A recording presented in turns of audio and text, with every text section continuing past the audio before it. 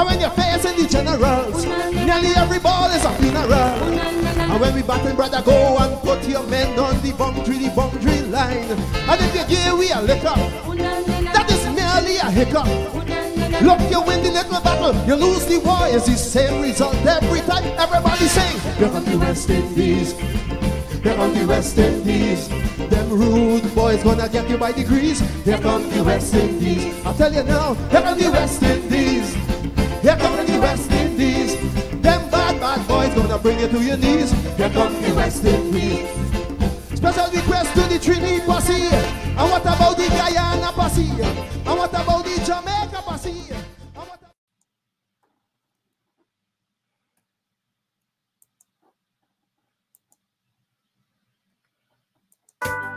I'm writing to the West Indies board. Now lest things really dread, it's time for all you to say goodbye. You have me holding me head.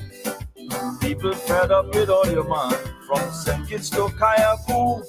What all you have there is not a board, it's sawdust and crazy glue. You have cricket in confusion, no organized approach. We mention financial statement, all you scattering like cockroach. A fella tell me in Caroni, he giving all you a PhD. PhD in Boboli, all you take a rest. You're demoralizing I and I. You make Holding and Viv Richards cry. Greenwich cut off his maroon tie. All you take a rest. The free paper bun and me ain't making fun. All you take a rest.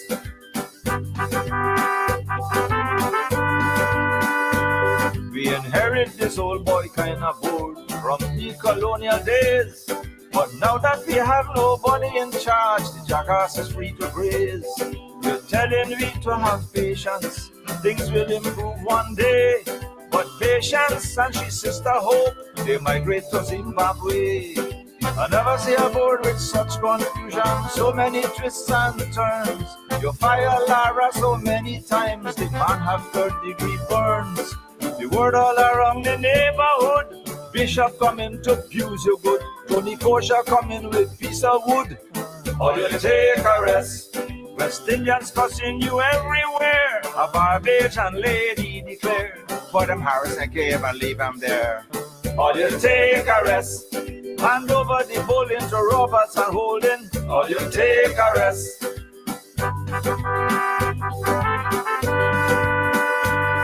The board must answer to somebody, maybe Gypsy or Super Blue.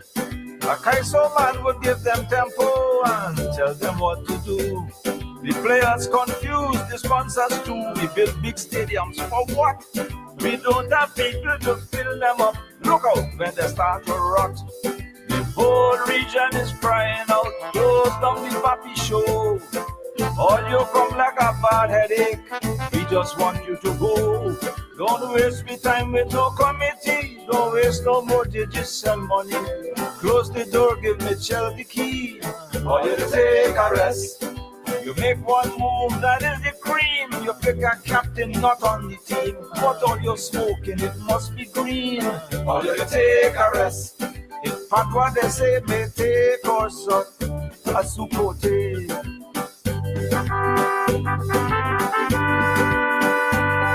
The West Indies board could not arrange to put 3 men on a plane. They fire a captain, hire him back, then fire the man again.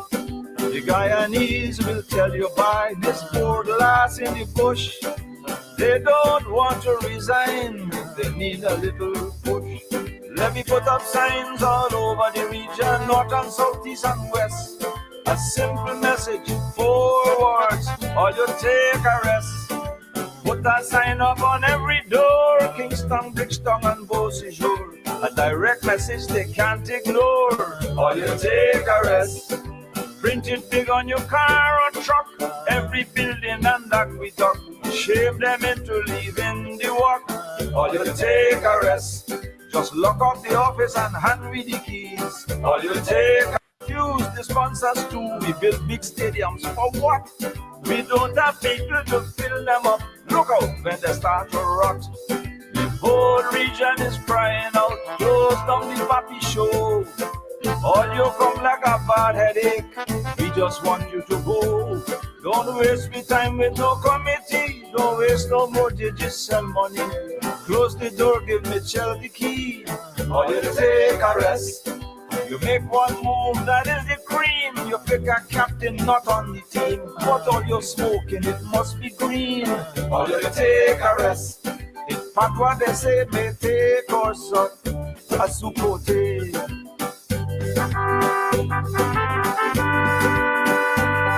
The West Indies board could not arrange to put 3 men on a plane. They fire captain, hire him back, then fire the man again. The Guyanese will tell you by this poor lass in the bush. They don't want to resign, they need a little push. Let me put up signs all over the region, north and south, east and west. A simple message, 4 words, or you take a rest. Put a sign up on every door, Kingston, Bridgetown and Beausejour. A direct message they can't ignore, or you take a rest. Print it big on your car or truck, every building and aqueduct. Shame them into leaving the work, or you take a rest. Just lock up the office and hand me the keys, or you take a rest. Find out a workman, I begging you please, or you take a rest. You run the cricket ship on the rocks, or you take a rest. You make a rasta cut off the locks, or you take a rest.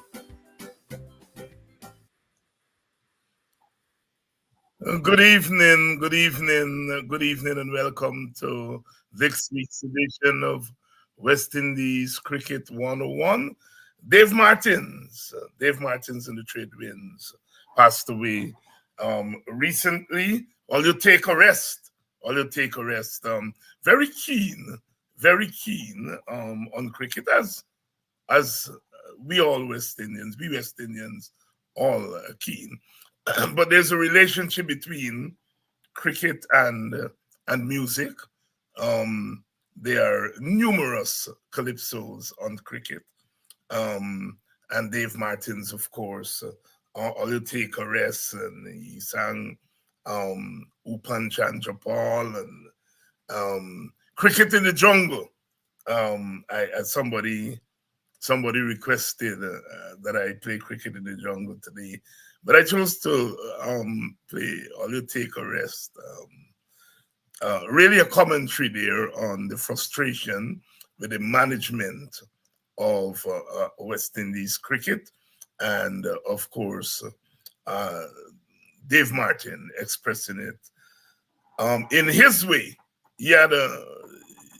Dave had a keen ear, and I think perhaps only Sparrow comes close to him in terms of expressing the different West Indian songs. And by songs, I mean here our languages, because they are languages. There's the West Indian language, and then there are the different sub-languages, if you will. And I think Dave Martin doesn't have his equal in terms of being able to express the Bajan and the Trinidadian and the Guyanese and so forth. Perhaps only Sparrow comes close to expressing that in song. Clearly a loss to our cultural expression, but the body of work is there. All You Take a Rest. Somebody's just texted me and said, Dr. Hines, the match is going on. And I know the match is going on, and it's delicately poised at the moment, and so everybody would be glued to that. But we promised Basil Butcher Jr. that we will do the show early today. We weren't going to do the 7 o'clock because he has a 7 o'clock appointment. So you all don't blame me for coming on. You all got to blame Basil. that we're on while the match is on, and it is delicately poised, but we'll make our way. We expect that in another 15-20 minutes it will be over one way or the other, and you all will join us. Let's bring in our guests tonight. Basil Butcher Jr., who you all will blame, and Don Cush. I guess it's cricket, so we have to say Don Holder. We dropped the Cush tonight. Don, good evening. You're muted, Don.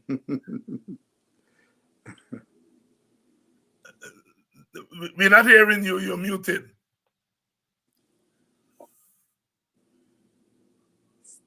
Still muted.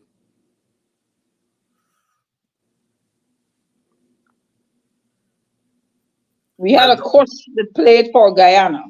Well, yes, we know. We had a holder as an administrator, but the coach who played.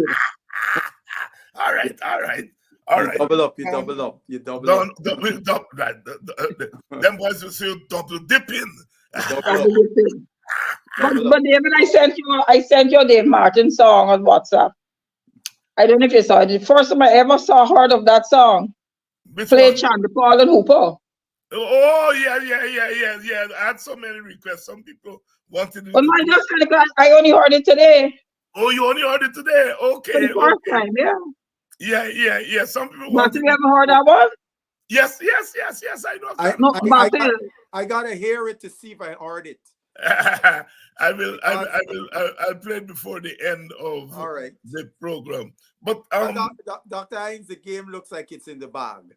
We have them 1-4, the 4-for-7. Yes, I noticed. I noticed Shamar just strike there. Yes. So they could tune in. The game is in the bag. In the bag? Yeah, it looks like it's in the bag.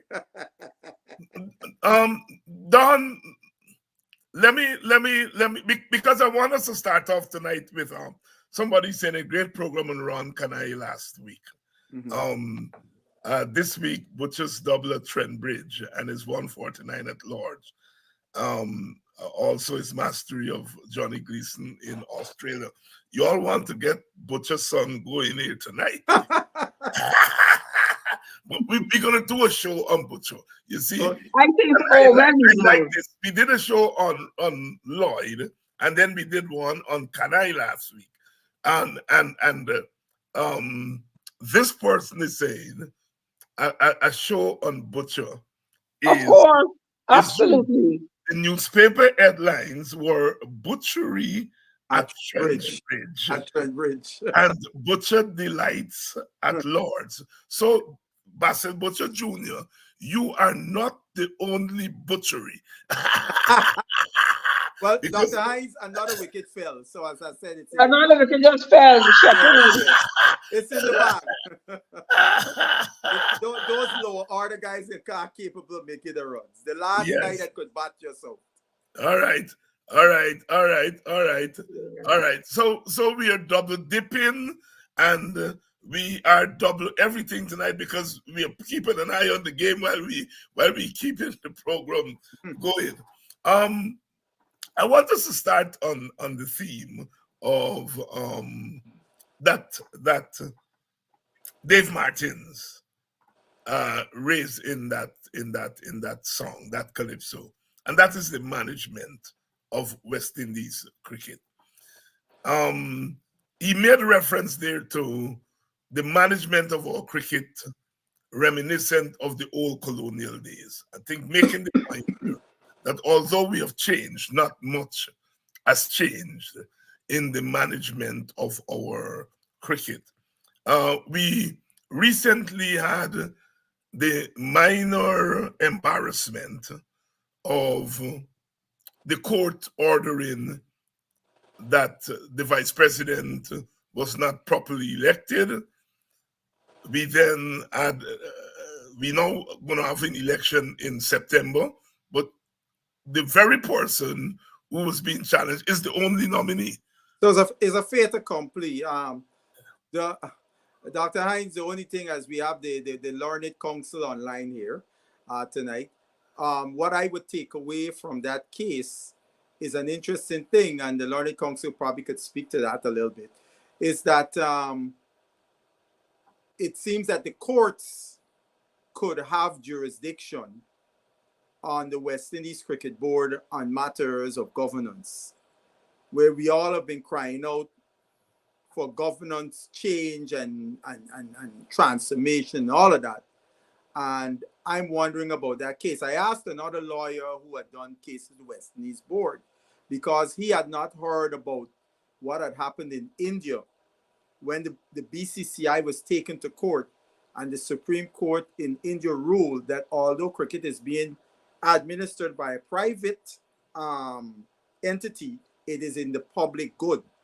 Hence, the courts had jurisdiction, and as a result of the way cricket was being administered in India, they said there were a lot of things that needed to be fixed, and they appointed a 3-person committee to oversee BCCI's running of the cricket for a period of time when they were putting in place all the things. So for that period of time, for example, all expenditures had to be sent to this committee and all the various things. So with that precedence, I felt that maybe CARICOM or somebody should have taken CWI to court, because we have been the way in which West Indies Board is organized. It is not organized for professional sport in it, and when I say West Indies Board, I'm also extending this to all the territorial boards too. They are not, the way they are organized, in my view, they're not fit for the purpose of the landscape of international sport cricket, the way they're administered. You said something earlier about colonial. I feel we still manage cricket like when cricket was managed 17, 80, 90 years ago, except we put a few piecemeal things. It's like putting a lipstick on a pig, but it's pretty much the same culture and so on continues. It is not professional like everywhere else in the world. Don, you follow the case? Well, I heard about that. I just put it up again because I heard about the case. But you know, the BCCI is a such a strong body that they fight back with everything. I think they wanted some amendments to the judgment. The 2 most powerful officers, where the president and the secretary, should be allowed to serve 2 consecutive terms solely in the BCCI before the cooling off period began.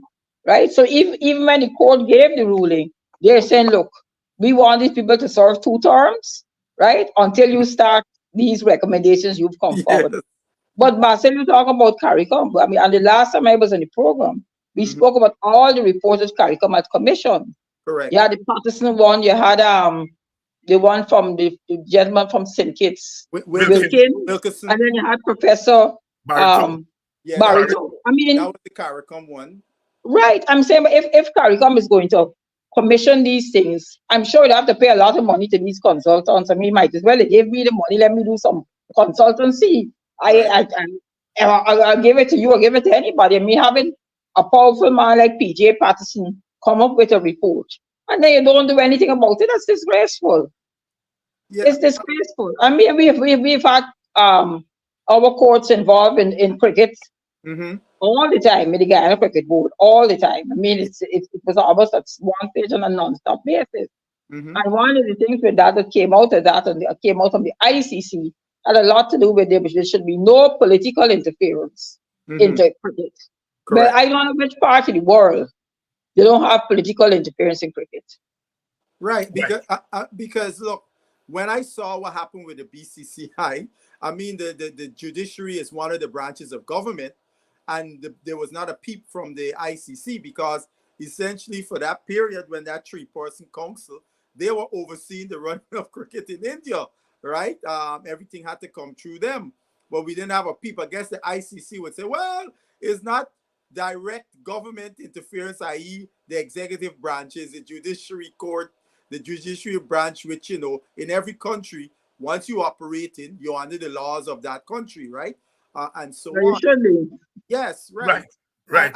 And that's why I say Gonzalez, when he was the chairman of the CARICOM committee, the cricket subcommittee, stated that they were working on some legislation that they would have had put into place in all the CARICOM countries. Well, the harmonized legislation is something CARICOM intends to do with everything, right? So cricket was one of those things where all the countries, the legislation would be the same. Correct.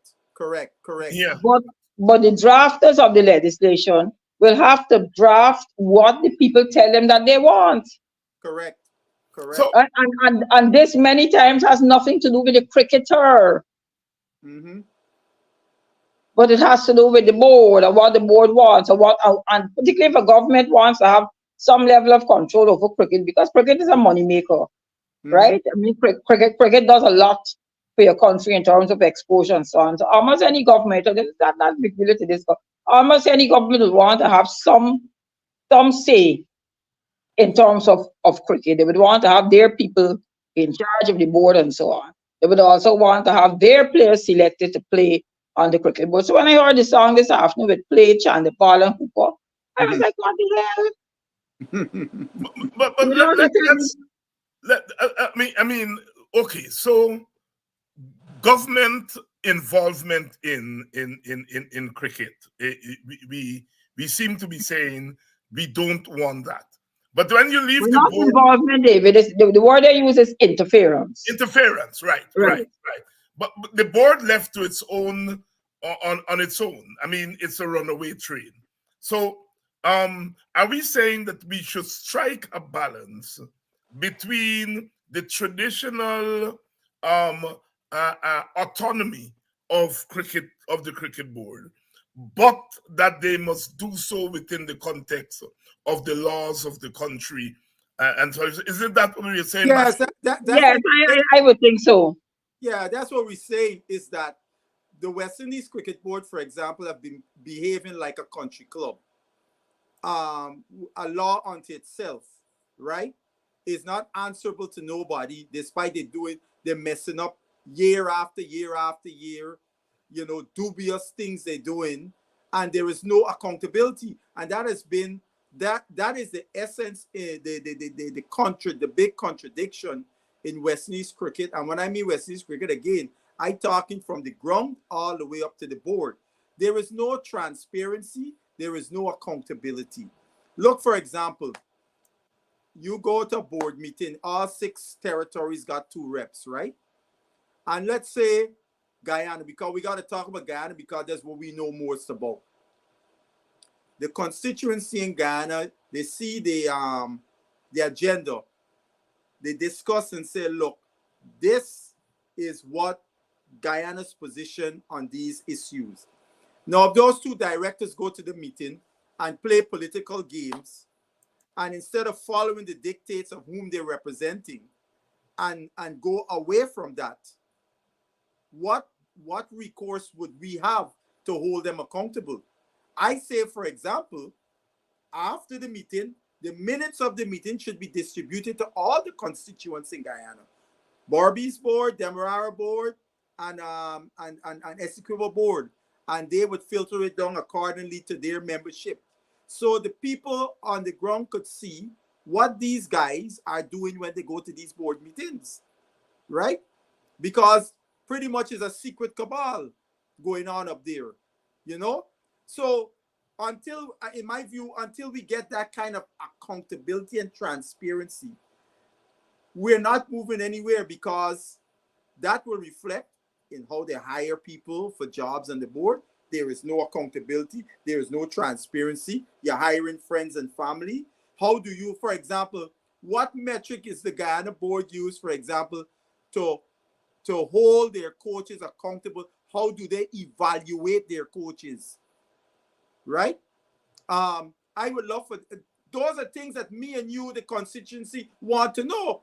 Because if we are not seeing our players improving, and you just paying these coaches year after year, what are they doing? Right? And so these are things, these are the questions that need to be asked by the constituents in Guyana, the various county boards, sub-associations, etc., to the Guyana board, for example. These are all, and similarly, that should be happening in Jamaica, in Trinidad and Tobago, Barbados, the Leeward Islands, the Windward Islands. Don? Any Yeah, actually, yeah, I got it inside. I was looking for some of the Hilbert Foster route. Yes, right? I saw Hilbert You Foster. saw it, right? I mean, and that kind of shook me up because I think he's very dedicated to the sport. Mm-hmm. And when the man says he wants nothing to do with the Barbies cricket board, it's sad. Exactly. Because I mean, those are the people who want to be involved at the board level. Yeah, I mean, it was a recent post he did on Facebook. Yeah. Yes, I saw the post there. Yeah, I mean, he stepped down, and there have been several other cryptic posts that he has made along the same lines in regards to the people in the cricket in Guyana, etc. Because like the time when I had asked you, Don, when you were on the last time, I mean, common practice would be, all right, you got voted in. The Constitution said your term lasts 2 years. But in the midst of your 2 years, y'all changed the term length. But you get That's right. You are voted in for 2 years. You weren't voted in. So you end up giving yourself extra years without being voted in. What's supposed to happen is the next election, whomever wins will get the 4 years. And what's funny, nowhere else in the region do any of the boards, including West Indies board, that the president has a term. 4 years. 4 years. Absurd. That's an absurdity. Exactly. No way.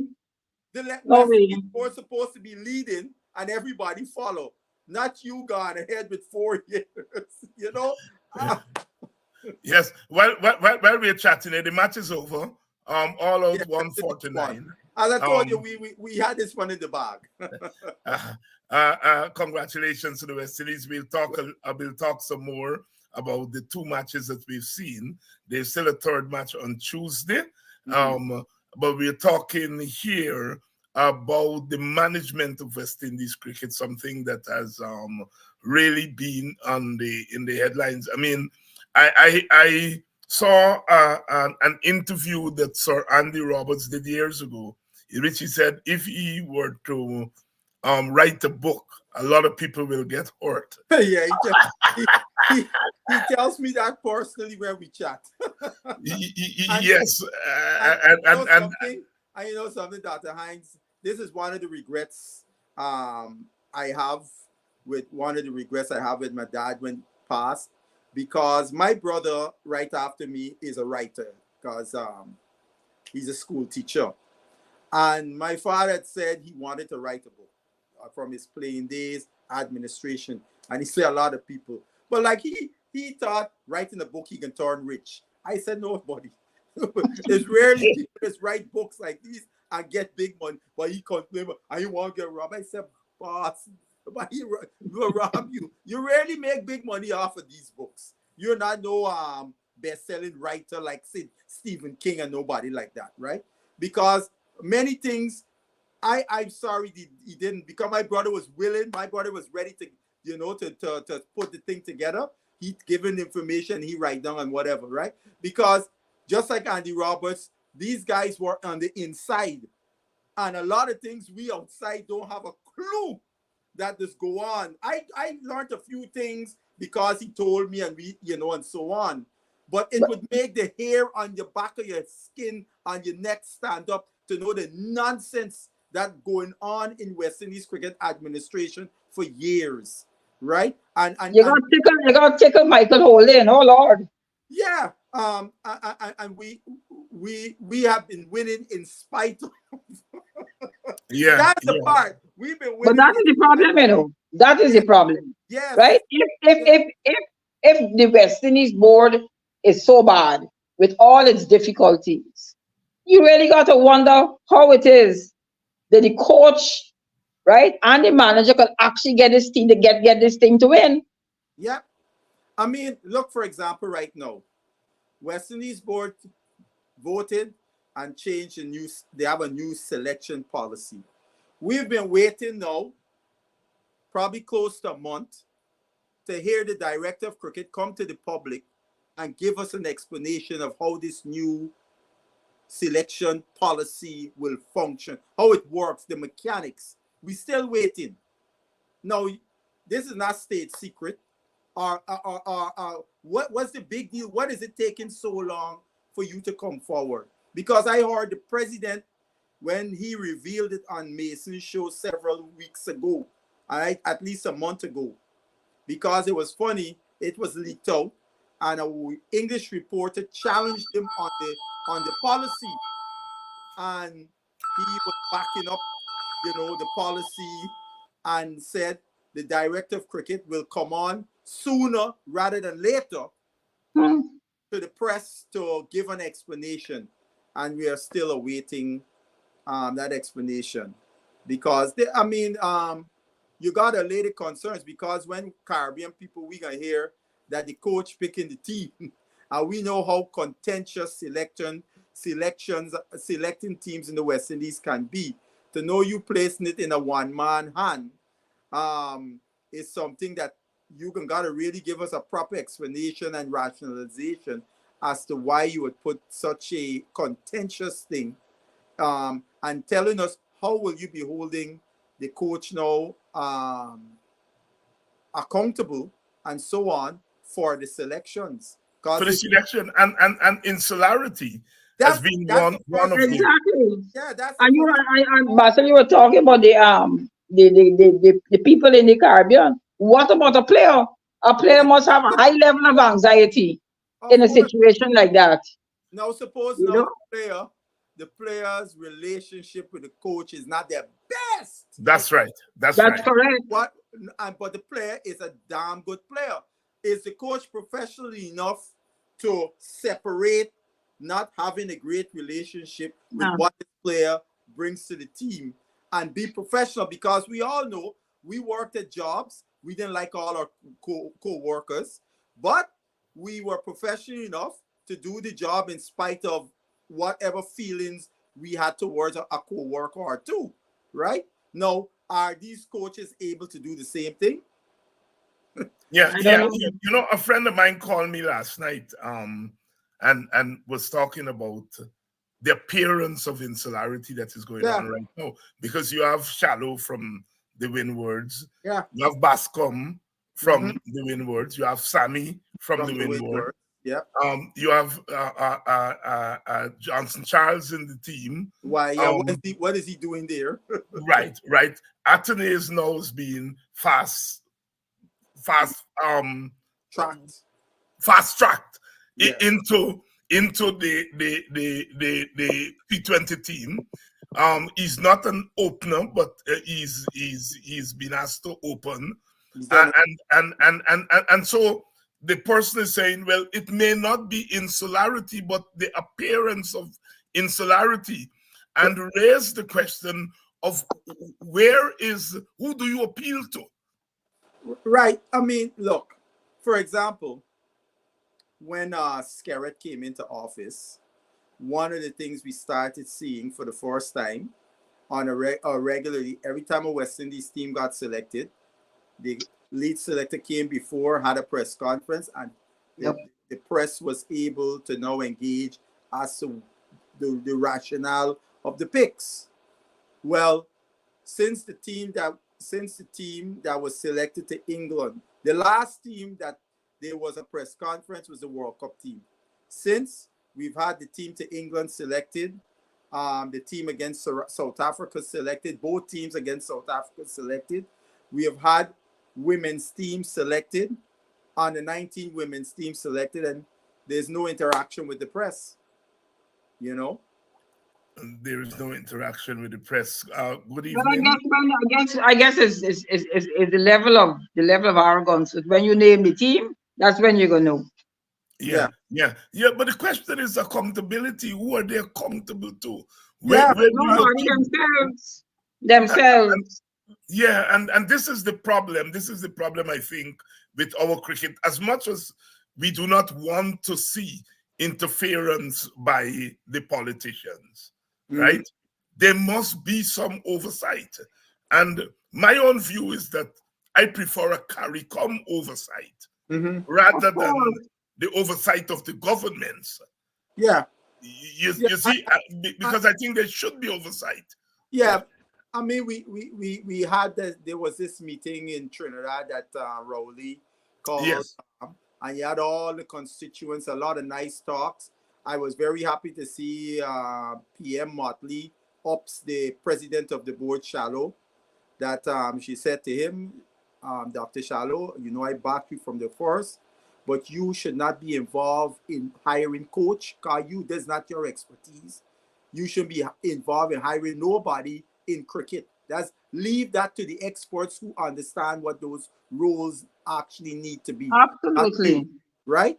And I agreed with her 100%, because all the respect, I like Dr. Shallow, but I heard him make some comments in relationship to things that when he was rationalizing Sammy's selection as coach. I made some comments and I was like, really, Dr. Shallow? You got to be kidding me. Because you really haven't spoken to coaches who have been certified, saying that only because Sammy played at the level a certified coach would not bring up these things. And I was like, you got to be kidding me, you know, because if you know anything about the curriculum of what coaches that get trained to coach elite teams, you would not have said that. Said that. Let's pivot, because we'll have to close on time tonight. Let's pivot to a review of the two T20s that we saw this week. One day before yesterday and the one today. West Indies won both of them. Let's start with what have they done right, Basil? Look, one thing, this is a full strength West Indies team that's playing, right? So I'm playing against the South Africa is trying to do what we would hope West Indies would have started to do. South Africa are exposing some players that are now coming into the international game, because they are looking to build their pool of players looking towards the 2026 World Cup. So you see guys like the Millers, the Claessens, Rabada, Janssen, Norkea. None of those guys are in the team, right? And neither is the opening batsman, De Kock, right? I just call it six world-class players, right? None of them are playing. So South Africa, you know, we have comprehensively beaten them in both games, which is wonderful for West Indies cricket. But it is not a measure as to where we are. It's good now you see Joseph getting some exposure in the international game. But of all the players on the team, Joseph and Atenes are the two new guys, so to speak, that are getting exposure here, which is great for us as we build our pool, also looking towards 2026, right? So I look at it in that context, that, you know, we did what we had to do, comprehensively beat them. But Atenes has shown signs. He did a decent job in both games. Joseph has done a decent job thus far. And we will see as they progress, you know. But we put it in context. This is not the strongest South African team. The strongest South African team. Well, so actually, South Africa described their team as an experimental team. Yes, right? That's the word they actually use. Yes, exactly. Right. And then Sammy was saying, you know, we have to continuously evolve and improve to be a championship winning team, right? And not just a series winning team, right? And I have to agree with him with that, right? And yes, you know, talking about in terms of the players, you have to be able, you could find different opposition and be able to come up with the goods every game. Yes. Right? Regardless if you're playing against South Africa, playing Sri Lanka, who you're playing against. You must be able to come up against them. Not because it's an experimental South African team. You still got to get the job done.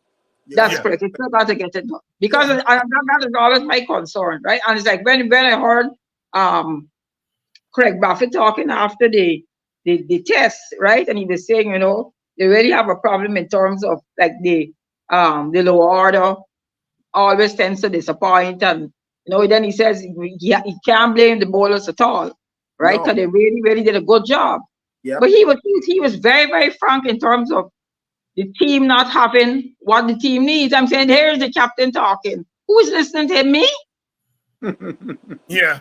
Well, that testing, I mean, we are almost full strength in terms of the T20. Yes. I mean, Russell is not playing, Holder is not playing. I doubt whether Holder would be a first choice Yeah, in that's in, true. in this Yeah. team.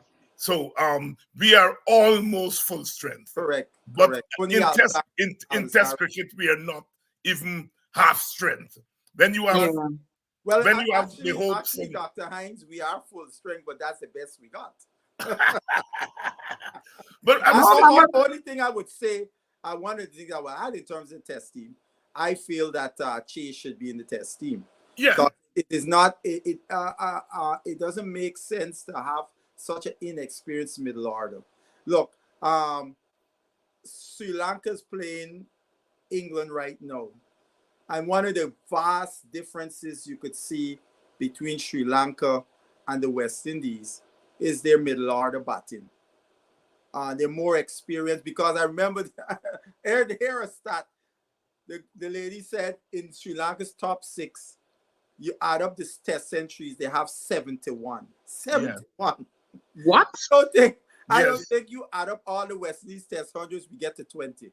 You get to 20. So that just tells you the vast difference in terms of the expertise that we have at our test level. And I think oftentimes we as fans have too much expectations, not matching the reality on the field, and get all gutted and hurt and so on. But if we really look at the reality on the field, the expectations, we would have to temper expectations, especially in the longest format of the game. But I would like to ask you. I would like to ask you a question. Okay. You think that this is the end now of Shimron Hetmyer? No, here, I always say this about Hetmyer. His fans and so on would like to blame everybody else but Hetmyer. I blame Hetmyer for his position. He's the sole person to blame. Hetmyer, for one, on the fitness level, you're an elite athlete. If Hetmyer was playing in some other countries, he would not even be called for the international team with the fitness levels that he's in. That's one count. Hetmyer, and this is, I said this to you guys before. West Indies were going to South Africa, right? And Hetmyer made himself unavailable. Now, South Africa was the last ODI series we were going to play before the World Cup qualifies in the 50 over, if you remember, right? Yeah. Now, you have been out of the ODI team for a while. And because, if memory serves me correct, the last time he was in the ODI team, he withdrew because his wife's aunt died, if you remember, right? When they headed to Barbados against New Zealand, he was in that team. He withdrew. So he hadn't played ODI cricket. We got the World Cup qualifiers on the horizon. And the last time we're going to play, this is your shot to show to the selectors, I am still a serious contender. You make yourself unavailable. And then when you're not selected for the World Cup qualifiers, you see your wife put some cryptic thing on social media as to your non-selection. And then you hear some of the fans say, oh, that Maya getting wrong. I said, you can't blame the board. I'm a cricketer. I out of the team. I got a chance to play, to prove to the selectors I got to be in contention. And I tell them I ain't playing. And then when they pick the team, I ain't get picked and I ain't going to be vexed. No. But right? I guess we probably gotta try hard to get into the test team. Because I don't know if we can get into the T20 team. Well, the test team. Well, that means he gotta come and play 4 day 4 day cricket for cricket. Yeah, Guyana. yeah, And yeah. we haven't seen Hetmai in white clothes play for Guyana in a long time. I You, That wonder you, if could he could. change. but I That could ask change. let me ask you all this. Let me ask you all this because it's something that I've been observing and thinking about. So you pick an original team and somebody gets injured or drop out and you bring in a replacement. And the replacement plays in front of somebody who was in the squad before. Mhm. What's going on there? You all help me Oh, make sense. are you talking in terms of mayors coming in the World Cup? Mayors coming in, No, um, and well, now you have Athenaeus coming in, well, and they're all playing in front of Etmai, who's been in the squad. well. Talk to me. Remember, the roles they got picked for is not Yes. the roles that Hetmaya plays. So it's simple as that. There's Uh-huh. one. I told those guys when I saw Atnes in the team, I said to guys, I said, I will bet you Atnes will be opening the batting. Right? Mm-hmm. He's not coming to this team to bat in the middle order because when you look at the middle order, Puran, Chase, the captain, and Rutherford. Of the 4, 3 of them performed in the World Cup. The captain didn't do nothing. Right? And that's why I said to Hetmaya fans, the captain is the man that keeping Hetmaya out of this lineup. And if he didn't have captain next to his name, Hetmaya would have played in the World Cup. Mm-hmm. Because he didn't do nothing in the World Cup, the captain. He kept playing because he's captain. Right? So But you can be a non-playing captain too. yeah, like you might Sammy. yeah, right. You can be a non-playing captain. Yeah, because Dr. Hines is not a big deal with those guys coming into the squad. Had they brought in a middle order batsman into the squad and played in front of Hetmai, who was already there, and to tell you the truth, with this last game, I would hope Hetmai gets to play because it don't make no sense. You got to sit down in cold storage. And Exactly. Because I'm saying you his want to whole see psychological thing must be affected now. you want to see how Hetmai gonna look. You won the series, right? You gotta this is a dead rubber now. I Yeah. think for the other guys who didn't play, you need to give them a run out in this game. Yeah. Other guys on the bench, some of them, give them a run out in this game, Hetmai included, because you want to see me as a coach, I would want to see where is Hetmai. Let me see where is he in the international game.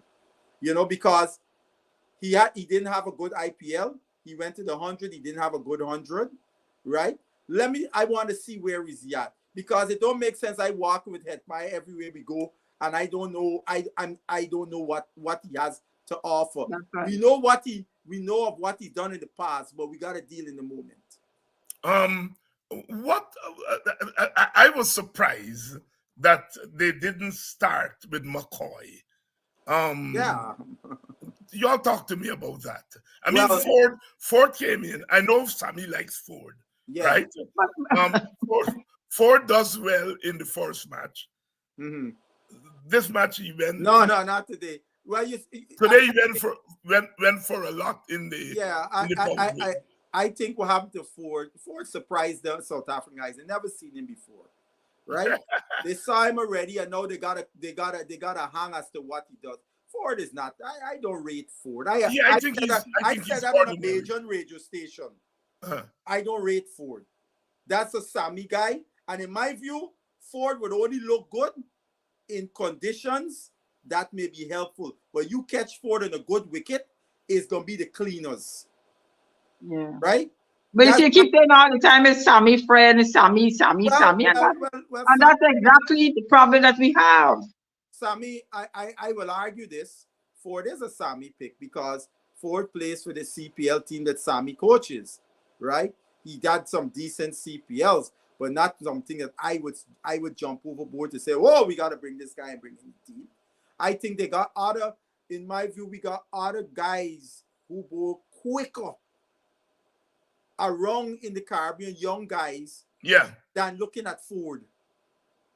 Yeah. You know what I mean? Yeah, I think There was a youngster. I mean, there was a youngster from Barbados. I asked my Bajan friends today, what has happened to Ramon Simmons? You remember Yes. 2 years ago, Ramon Simmons light up the CPL, and now we can't hear about Ramon Simmons again. Like the one hit wonder. Yeah, you know, And there are so many like that. yeah, we gotta stop. And you tell me this one in wonder. I said me and some friends had a discussion today. I was telling me this whole fast tracking, looking at past players and so on. Somebody was intimating like Sarwan was fast track. I said no. Sarwan was earmarked as a youngster to play for West Indies, and he was given every opportunity. But Sarwan played over 30 first-class games before he gets into the team because he had to make runs, right? Another man wanted to say Chandapal. I said, no. Chandapal played 2 years first class. And Yeah. and a game in the year prior, right? To get into the team. Not fast track.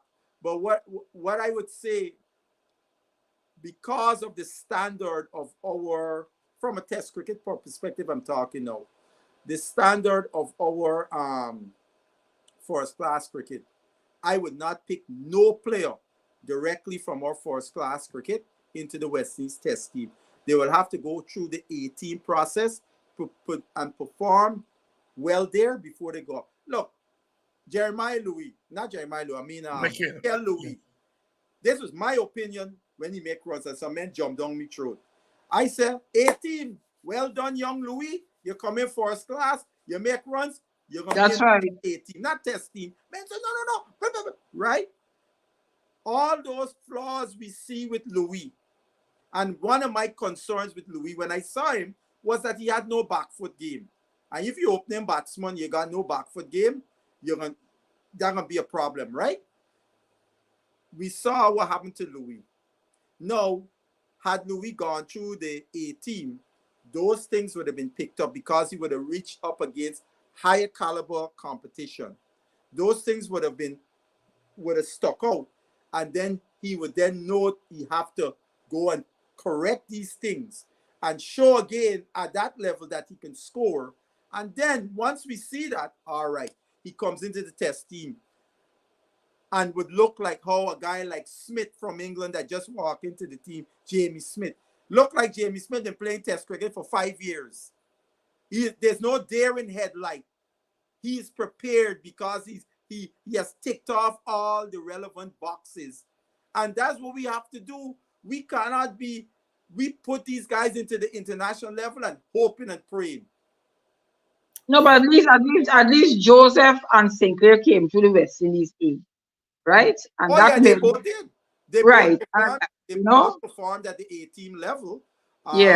Got into the test team. But I remember several years ago, South Africa, because the level of their first class dropped. And we know now today, first class to the test level it's a big leap. But if you tick off the boxes, the proverbial boxes, in terms of the skill set required and the temperament and those things, when you get into the test arena, you wouldn't look like a deer in headlight. There's a guy from South Africa, Bedingham is a guy. Bedingham played for several years first class. He was a co-pack player when they had the thing. He went away to England. And then when this co-pack thing ended, he returned to play for South Africa. We saw Bedingham in his first test against India, one of the best bowling attacks in the world on, South African conditions, and looked like a guy who had played test cricket for several years, right? Made a 50 on debut, went to New Zealand with his second team, made 180, right? Because as soon as you see Bedingham, you could see this is a guy know what he's about. There's no, I saw Bedingham play against our A team. He didn't make many runs, but when I saw how he just batted, I said, this guy, I never see this guy before. South Africa, they got a good one here. You could see the approach and the way he played that this guy could be a serious player at this level. And so far, he has shown that. So what happened to people like Jerome Taylor? And so they play no role in West Indies cricket any longer? I seen Jerome playing Masters cricket, making some nice money. No, well, here that is on Jerome is a Jamaican. He lives in Jamaica. That's incumbent of the Jamaican Cricket Association, etc., to get these guys to see if they want to be involved and put them in places where they can be involved, because those guys have a lot to offer. Especially, they don't have to be at the West Indies level. They can be with the youngsters and inculcating those values and those things to the youngsters as early as possible. Those are the things those guys, those youngsters need to learn about tactics and all of that early, so they learn their games. And that's where those former players play such a huge role. It helps to accelerate your development, right? And West Indies cricket, for the life of me, have not been able to figure out how to position people of that ilk, the Roberts, the Richards, etc., how they could use them for the best of West Indies cricket. Everybody want them talk about them involved at the highest level. No, they don't have to be. They can be involved at the lower levels, because they will help to expedite, facilitate the development of these youngsters coming through, because they will be helping them with the tactic, the mental part. And that is the part in our cricket where our guys are most deficient. Basil Butcher Jr. done hold the Cush. It's past our time. And we have to be punctual this week, because Mr. Butcher has another appointment. So we will leave him. Maybe so you have to make a phone call to Shimron. Oh, well, what you need to do is get me Shimron's number. I don't have I will do that. Yes. I'm a Shimron fan, as Basil. I will, no, here. Very well. I like Young Hetmeyer. I like Young Hetmeyer, but I think Young Hetmeyer needs to get his house in order, proverbial house in order, to be the best he can be. And right now, I don't think he is the best he could be. That's all I'm saying. There's no criticism of, people talk about all the different things off field. I don't care about that. I look at Hetmeyer only as a cricketer. And one of the things I'm most disappointed with Hetmeyer is this let go of his fitness. Because I don't know if he would remember, but we met back in Florida like 8 years ago or something like that. And that was the time when he had a scrubbing board. Yes. That was against New Zealand? No, he came with the CPL team. We were on the 19 guy in 2016, because he was in a circle with us talking. I was with Barnwell, the guys in Ghana, and he was there. And I remember my youngest brother came over, and he said, who is this guy? I said, wait, you don't recognize our on the 19 World Cup captain? And Hetmeyer smiled. But we never told him. We didn't tell him who we were, because he knows my father, he knew my father, but we didn't tell him who we were, I like Hetmeyer. I just think that his fans get a little delusional at times. Okay, we'll have to leave it there. See you all next week. Don, see you next week. Victor Right. should be on 7 p.m. Yes. at 7. At 7 next week. Okay. All right. Take care. And where's Vincent Adams? He's in England. He's in England attending. He's in England. He should be back with us next week. Yes. His wife's sister passed. Yes. Right. Oh my. Okay. Okay. All right. Okay. All right. So be safe and have a good week. Okay. Bye. Bye. Rude boys gonna get you by degrees. Here comes the West Indies. And when you're facing the generals, nearly every ball is a funeral. And when we batting, brother, go and put your men on the boundary line. And if you give we a liquor, that is merely a hiccup. Look, you win the little battle, you lose the war. It's the same result every time. Everybody sing. Here come the West Indies. Here come the West Indies. Them rude boys gonna get you by degrees. Here come the West Indies. I tell you now, here come the West Indies. Here come the West Indies. Them bad boys gonna bring you to your knees. Here come